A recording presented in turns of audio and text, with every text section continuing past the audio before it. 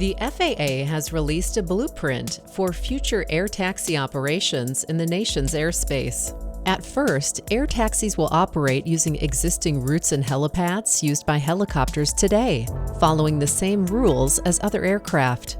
As operations increase, the air taxis could fly in designated corridors. Initially, pilots will be on board and actively fly the aircraft. Pilots see and avoid other aircraft and coordinate with air traffic controllers. Air taxis likely will operate one way only within the established corridors set first.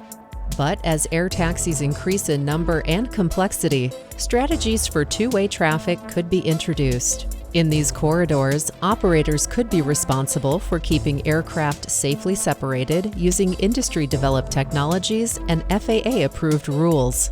This blueprint is a key step in the FAA's work to safely usher in this next era of aviation.